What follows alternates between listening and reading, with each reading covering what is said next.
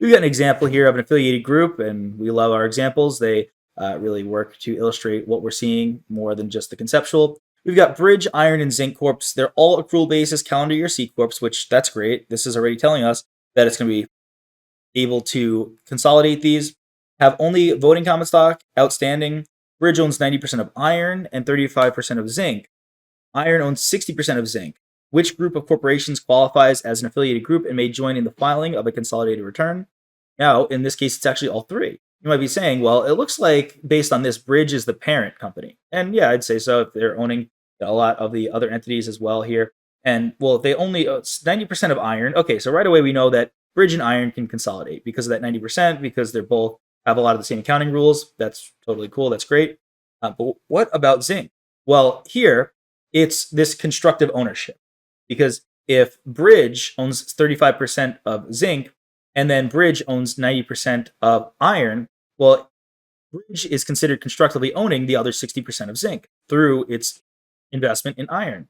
There we go. And this is kind of dealing with the affiliated parties, dealing with family members, remember, dealing back in individual income tax, if related parties, what are considered related parties, all that. But definitely a similarity again, kind of how this all works.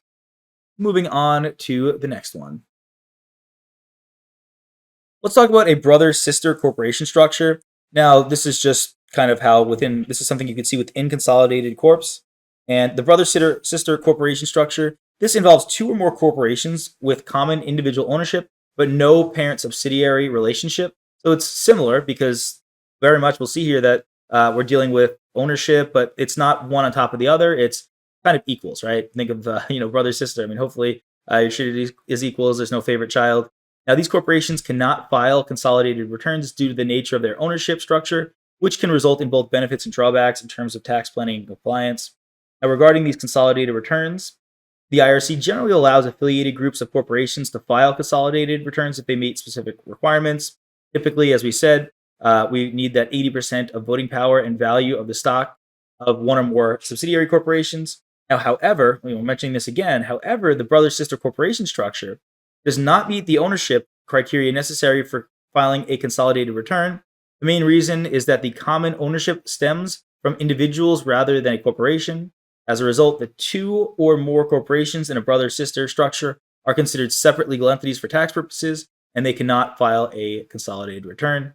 However, in some cases, the separation of tax liabilities could be beneficial, as each corporation can claim its deductions, credits, and losses independently. As we said, it could be good or bad, and there's not a black and white, right or wrong answer. There's a lot to consider, a lot to see. It might be better to, even if you've got a lot of entities and you can do it, maybe it's not the best option to file a consolidated corp return. It just depends on the situation. However, it also means that corporations cannot offset each other's gains and losses, which could potentially increase the overall tax burden for the individual owner. We've got an example of an appropriate tax filing here. Well, Platinum and Copper, these are going to be calendar year C corporations. And on July 31st of the current year, Copper acquired 90% of the outstanding stock of Platinum. Good for them. As a result, Platinum is now a subsidiary of Copper, with Copper Corporation owning 90% of Platinum's voting stock and fair market value. Again, we're separating out the voting stock, the voting portion, and the value of ownership. Which of the following tax return filings would be appropriate for the two companies?